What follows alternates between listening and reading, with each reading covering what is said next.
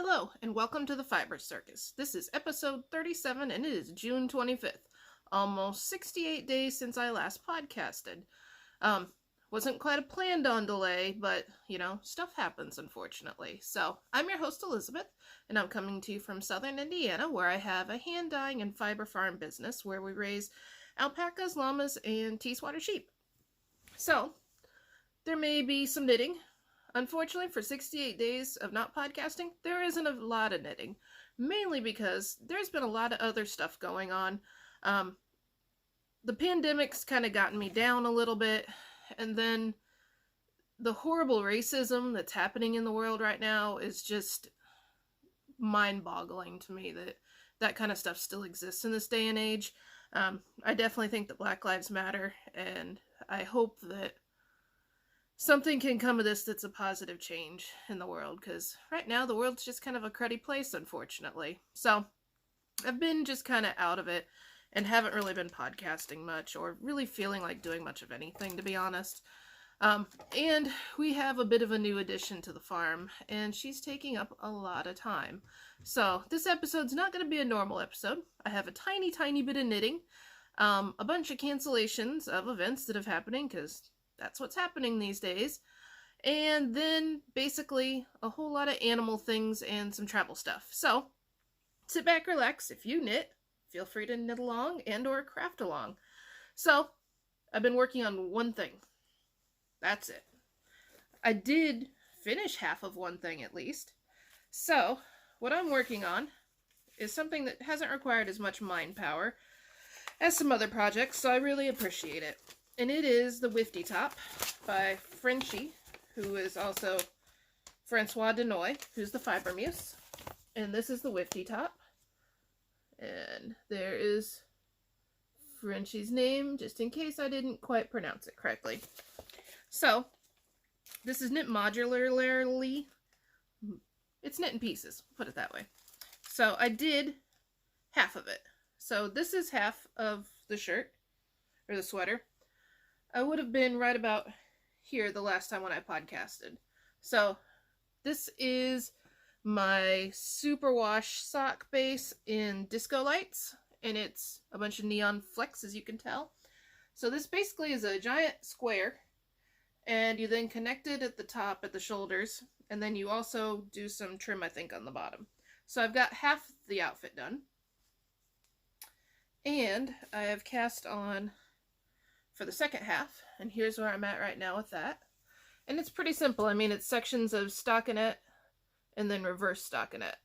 So it's not exactly a rocket science project, which I greatly appreciate these days. And it's being knit on size US 5 needles. So I'm just kind of chugging along on it. I got a ways to go, because if I hold it up next to the other one, I'm right here, roughly. And so I need to go out to here to get to the halfway point and then do all my decreases down. So it's something that I'm enjoying because it doesn't require a whole heck of a lot of thought. Here's the yarn in a ball so you can see it. So it's a black, and then it has neon speckles that are black light reactive in it.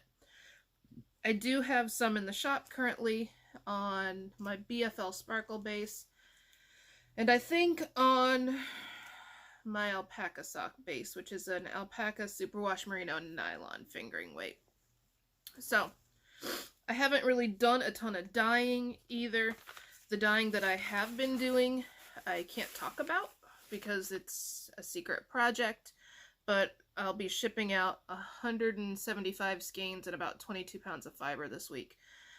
And then after that, I got notice that I can finally get my stained glass merino base back in. So I've put an order in for it, and they're saying it might ship middle of next month, roughly.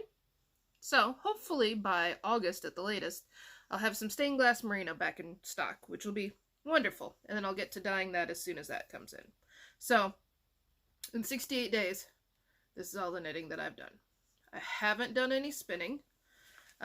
And part of that is because I'm getting ready to sell my spinning wheels.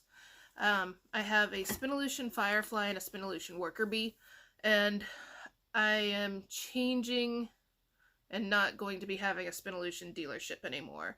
So I'm switching wheels, and I'm switching to a Daedalus Magpie, which I'll try to remember to put a picture in up here. It's a 3D printed wheel, and I actually saw an Instagram live with the owners of the company.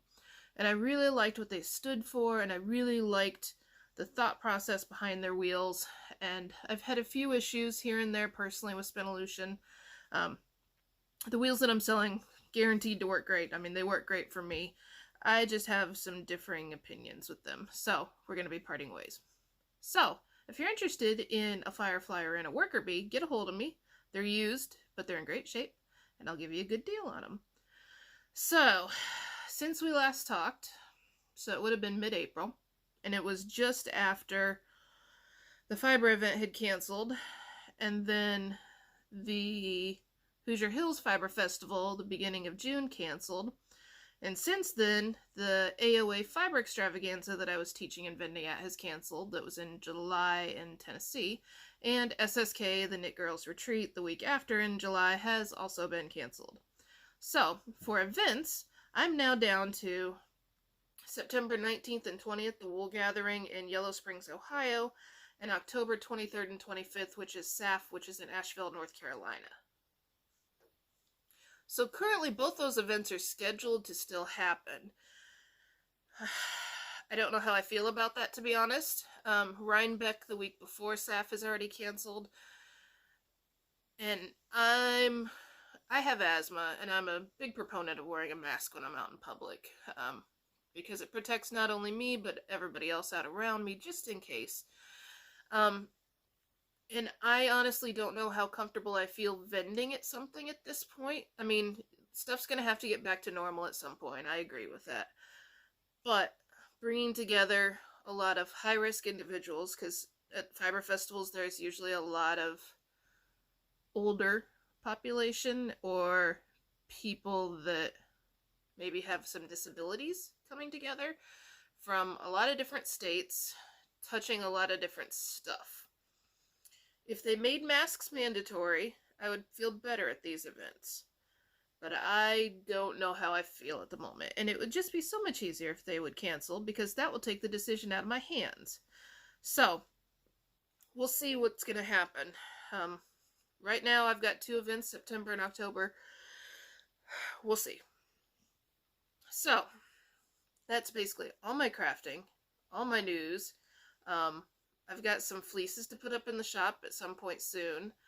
And I also need to get to dyeing on my Teeswater locks, because that's kind of been put on the back burner with this other project I was working on.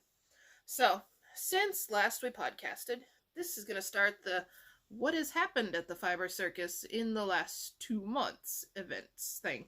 So if you really only cared about seeing what it was I was knitting, that's probably the end of the podcast for you. If you like baby animals and you like to see fleece and hear crazy stories, feel free to stay tuned, because here begins the craziness. So we finally were able to shear our alpacas.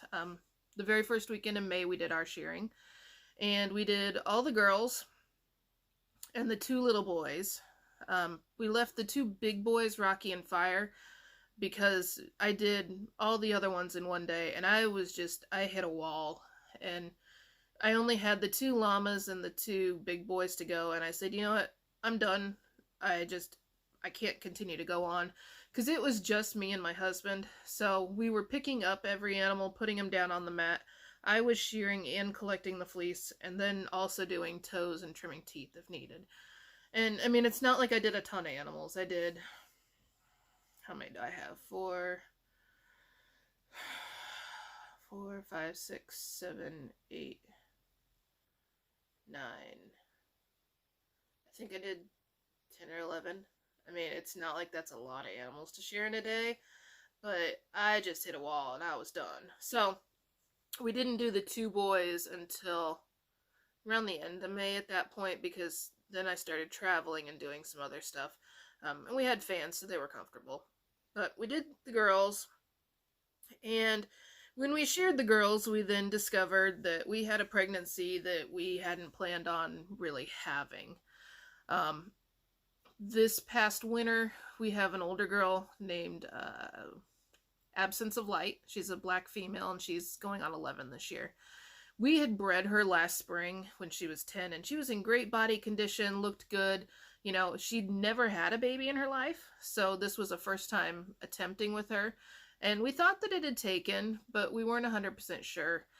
This past winter, she went down hard, and she spent probably 5 or 6 days where she refused to eat anything at all. And when that happened, she dropped a dramatic amount of weight, and I hit her with a ton of chemicals, like dewormers, medications, that kind of stuff, to get her back and going. I fully expected most days to walk out and find her dead. That's how off she was. When we sheared her, though, we discovered she was definitely pregnant. And so, as a result, we knew she was due pretty soon as well. So she was in bad body shape, and I fully expected to not probably have a live cria at that point. The last 3 months of gestation is really when you want to be pushing nutrition into them, because that's when the baby's doing the majority of its growing. And since we didn't realize that she was pregnant because she was hiding it so well, she didn't get that. So I was not exactly hopeful that anything good was gonna come of this. So it came down to May 12th, which was 2 days before I was supposed to leave for Colorado to do a shearing out there. And we'd been watching the sheep as well, because the sheep was huge. And so other sheep, looking at her, we thought, oh, she's got to have at least triplets in there, because she was up almost 200 pounds at that point. The breeder looked at her and said, oh, definitely triplets. I was taking pictures of her rear end and her udder every single day because I was convinced that this was going to be the day that she was going to have her baby. She didn't. She waited till May 12th to have it, and my husband left for work about 6:30 and called me and said, there's a baby sheep up in the pasture. And I was like, oh, thanks for waiting around for me to get to watch this sheep. So I went up there, and sure enough, there was a baby sheep running around, and it was a little ewe lamb, so it's a little female. And I thought, wow, that's kind of a big baby sheep. You know, I'm ready. Where's the next one? You know, this one was up walking around dry and was eating at the milk bar already.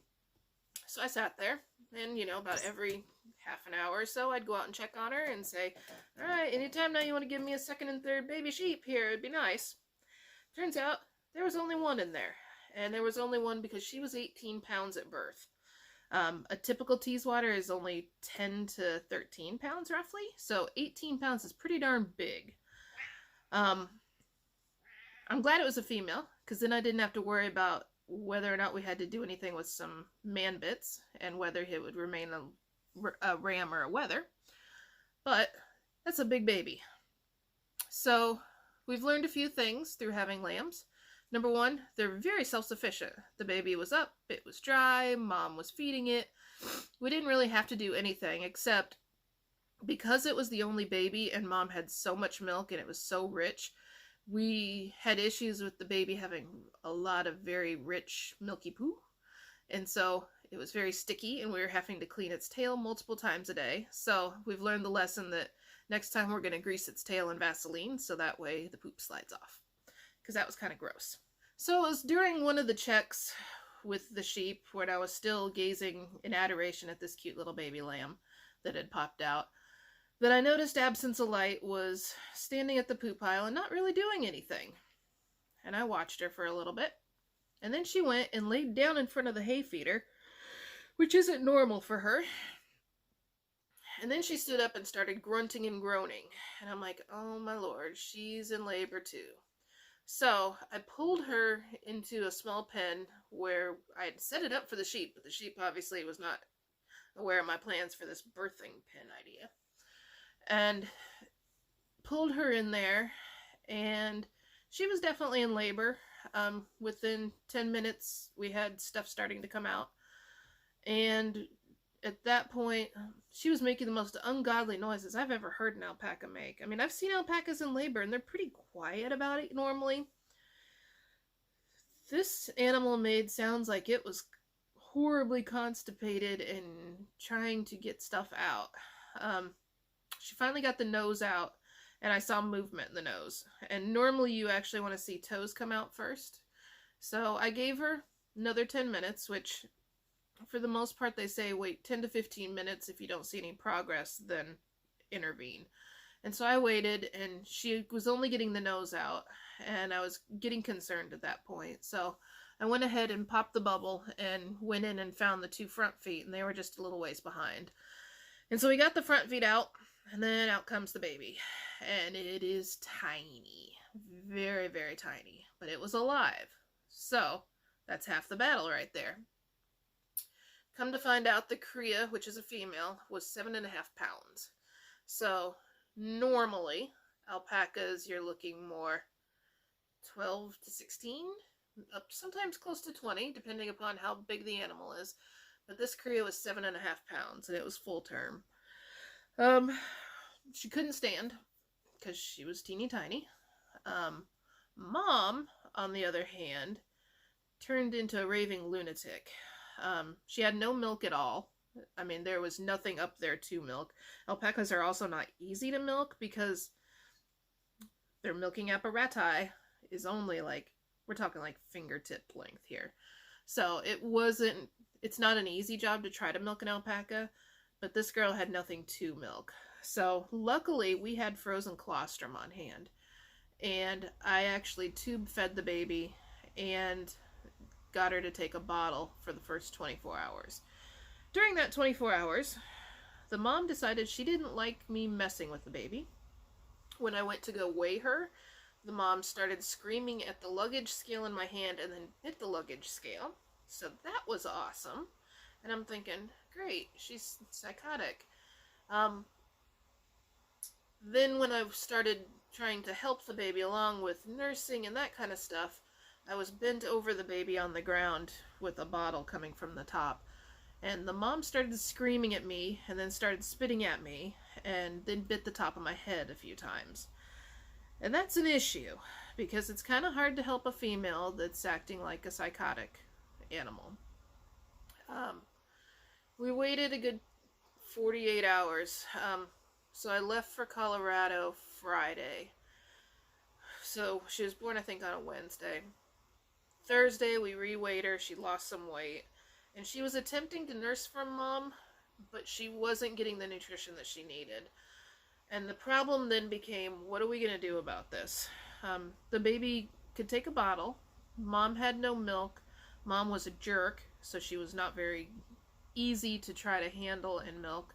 And my husband doesn't work from home, so there was going to be nobody home during the day. So we made the decision to pull the baby off of mom, which it's not an easy decision to make, because in doing so, you are running the risk of a permanent bottle baby. And let me tell you, it's not fun, because that's what we have now. I was out in Colorado for almost 2 weeks, and I took her to a friend's house, and she actually did the bottle raising and got her going. I kept her on antibiotics because I wasn't 100% sure that she got enough colostrum into her.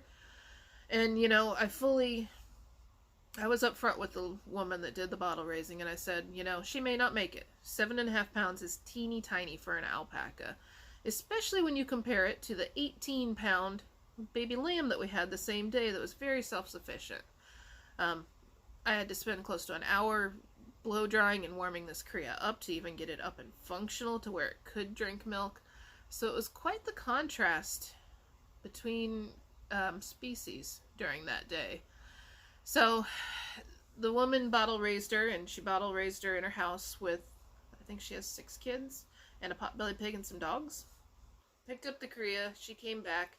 We put her up in the pasture with all the girls thinking, okay, you know, mom was pretty protective of her. Nope. None of the girls want anything to do with this cria currently. And she doesn't recognize that she's an alpaca, which kind of sucks. She thinks she's a dog. We put one of the guard dogs up with her because of the fact she's so small. I was concerned about vultures swooping in and actually picking her up.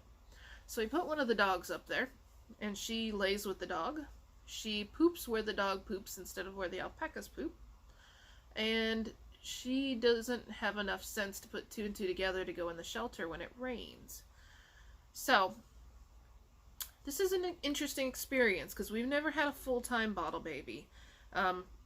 We have a girl up there that in the past has adopted other crias and has let them nurse, but she's not interested in her. I mean, they're not looking out for her, they're not talking to her. She's just kind of this, it's like she's a little ghost in the pasture, which is kind of weird. So every 2 to 3 hours, I'm going up and bottle feeding right now. The first couple of weeks, I was doing it round the clock. And since she's now, so she's a month and a week old, I think. I'm getting up about 6:30 and starting the bottle feeding, going till about 10:30 at night. And she's going through about 30 to 40 ounces of whole cow's milk. Whew, excuse me. Is really doing a number on me. So she's going through 30 to 40 ounces of whole cow's milk out of a baby bottle right now. I'm starting to have some issues where she's very, very attached to humans. And part of that is in how she was bottle raised. She was handled a bit much. If she was a male, I'd be extremely concerned because you can get berserk males where they don't know that they're an alpaca and they challenge you constantly. She's starting to neck wrestle with my legs and bite my legs and bite my pants and bite wherever she can reach at the time. And she'll come running down the hill and charge me and like chest butt me. And it's pretty funny because she's only a month old and she's not real big. But I'm trying to nip this in the bud. So what I need to do is attempt to build some type of a self-feeder so that way she stops associating me with comfort and love. And I mean, it's hard to be mean, but in reality, she needs to be an alpaca. She is not a human. She is not a dog. And she is never going to live in the house. So, I need to... She's also very attached to a Walmart bottle, human bottle. She refuses to use the baby lamb nipples, or the cow nipples, or anything like that. So I want to somehow... I gotta go to Lowe's and see if I can find some PVC that I'm going to stick through a cooler and then screw the bottom of the bottle onto it. So that way I can put milk out in a cooler with like ice packs in it to keep it from going bad. And she can self-feed from it because I think that's going to help with the issues. But yeah, she's a handful. She's full of piss and vinegar right now. We as tradition have not named her. Mentally I have a name for her. But I'm not going to say it out loud because it's bad luck. So here's an entertaining contrast for you. So she was born at 7.5 pounds. At a month and a week, she's now almost 16 pounds. So she roughly doubled her birth weight in a month, which is what you want. The sheep, on the other hand, has gone from 18 pounds to 49 in a month. The baby sheep is eating pellets, eating hay, drinking water, very self-sufficient, running around doing its own little thing, and is actually pretty hard to catch because it could care less that we exist. So it's quite a contrast between the alpaca and the sheep. Granted, not all alpaca births are like this, and not all sheep births are like this. But boy, does it make me want to breed some more sheep, because that was way easier, and it's way more self-sufficient. So, that's been the story of the last month and a week-ish of bottle raising. I'm gonna post, of course, a whole bunch of videos, and I'll caption them with, you know, when they were born and the contrast in the sizes between the two behemoths. Originally, other sheep and her lamb were up in the girl's pasture, but she took one look at the baby cria when it came back and plowed into her and knocked her down pretty hard. And she didn't like the baby sheep. So we have had to shift where the sheep are versus where the baby alpaca is. And I wish that I could put the two 8-month-old boys in with her to play, but I can't have them up with their mothers still. And so we're running this horrible balance right now. I'm kind of hoping that when Annie Oakley has her baby in mid-August or so, that when we bring her back, that her baby will be a normal alpaca baby, and we'll teach this one how to be an alpaca. I did shear the baby already. We sheared her 1 month exactly, and I did an Instagram live on it, and I filmed it and everything, and I was so proud that I'd done this filming. And then I went back and watched it, and when we put the baby in the ropes and tightened her up a little bit, we pulled all except for her toes out of the frame. So, you get to see her afterwards, after she's shorn and pre-shorn, but way to go, filmmaker. So, that is one of the big things that's happened. We also took Windy Skies and Drambuie to Ohio for breeding, and they're over there, and hopefully the breeding is taken. Whew, excuse me. And then Measles went back out to Colorado for breeding out there, and she definitely got the clue because I watched her go to it. So we have 3 off farm right now. So right after this cria was born, I went out to Red Granite to help do their sorting for their alpacas, and we did 508 alpacas, I think, over a course of 5 days. It's intense. You know, it was interesting traveling out there. Colorado mandated masks, whereas nobody else was wearing them along the route. I mean, you stop at a gas station, there was nobody wearing a mask there, and it was slightly strange and creepy. I wore my mask, but boy, nobody else did. So we went out there, and we sheared Annie Oakley, and she's 201 pounds, and she's due, I think, mid-August, roughly. And she sheared close to 7 pounds of fleece, which is really good. Oh, Lord. So yeah, Annie got shorn, and I made the decision to keep her out there until she births. The last animal that I brought from Colorado out to here had a bit of a hard time adjusting. The parasites that I deal with here in Indiana, especially when it's wet weather, are very, very different from Colorado. Where they're at, they're on a granite ground, basically. So there's no standing water, there's no mud, really, and they don't have to deal with parasites pretty much at all. So when the animal comes out to here, it's exposed to very novel and new parasites that it doesn't have the immunity to built up to. So knowing that she was within the last 3 months of birth, I made the decision that she needed to stay out there because I thought it would be better for her. So when she has her baby, we'll go back out, pick her up, and hopefully at that point Measles will be bred and we'll bring her back as well. So that's all happening. On the way back from Colorado, I gained a 2-horse trailer that needs some repairs, but it's an awesome little 2-horse trailer.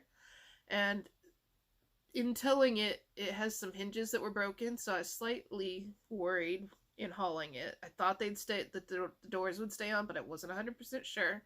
So I was a little more tired in hauling it back. So I stopped by my parents for a couple of days. And when we were there, we had been looking for some barn kittens because we want to try to control the mouse population that seems to find our hay delicious a little bit more heavily. And my brother and his wife and my niece all had some cats at the time, and they had some kittens. So we went up to look at them, and my little niece informed me that I could have the 2 bears, but not Goldilocks, which was a little orange kitten. So we brought home the 2 bears, and the 2 bears I think are little females, and we've got Brown Bear, which is a brown tabby with white, and we have Orange Bear, which is a Torby, which is technically like a calico with tabby sections with white as well. And they're living in a cat condo right now in the garage because we still need to finish kitten proofing the rest of the garage, and we wanted to make 100% sure that the cats would come to us if we called them, because our goal is that they're going to live in this garage and they're going to control the mouse population for us. We've run into some issues with our outside guard dogs making a neighbor's cat no longer with us before, so we need the kittens to be feisty and full grown before we decide to let them outside, if even then. And we also need to get them spayed before we do that. And the vets are very backed up on spaying and neutering, we've discovered, because our guard dog Loki really could use a good neutering, and they're like 3 months out to neuter anything. So yeah, it's been a bit chaotic with baby kittens. We also put in a good-sized garden for us, at least, and I was battling caterpillars in the stupid garden and going out and squishing caterpillars every day, so that's been interesting. Yeah, it's been crazy so that kind of explains why I didn't have a whole lot of knitting done here. So probably the rest of you're gonna see here in the podcast is I'm gonna put up a lot of pictures of babies, of course, and the 2 bears that we have out there that are not really bears, they're cats. and some of the pictures from red granite shearing. And then at the very end, I may go ahead and put in, it's called a hyperlapse, and it's basically an entire day's worth of shearing in 8 minutes. So there's like 100 animals that get shorn in an 8-minute time span because it's sped up so much. So, yep, it was quite the day. It's been quite the last couple of months.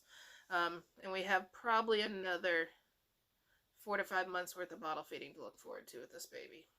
So, oh, she is, I think she's a modern gray. Right now she looks kind of black, but she's got white ear tips and a white tail tip. And she's kind of brownish looking. So this is a baby from Silver Fire. So he's gray and his mother is a rose gray. And Absence of Light is a true black out of, I think she's mainly black and gray heritage if I remember right. So yeah, it's been a little crazy. So definitely not a normal podcast. I'm hoping it's not going to take 68 more days for me to podcast again, because now that I'm done with the big dying order and basically any travel for the next couple of months, hopefully I'll have some more time to knit and get some more things done. So this would be the perfect time to start spinning for my sweater that I would like to do. But I think I'm going to wait until my new wheel comes in, and it's about a 60 to 70 day wait on the wheel. So we shall see. So I'll keep tending to my plants. The quarantine has made me really like more houseplants even more. And my husband was slightly horrified when I left for Colorado, and he realized the level of plants that he would need to take care of. So I need to figure out a better long-term solution for that. So that's it for this week. If you're a new subscriber, thank you very much for sticking around till I finally decided to podcast again. And if you've stuck through all the rambling insanity that's been happening, thanks a lot. Please hit like and subscribe if you haven't. And hopefully I will see you again in a few weeks. We'll talk to you later.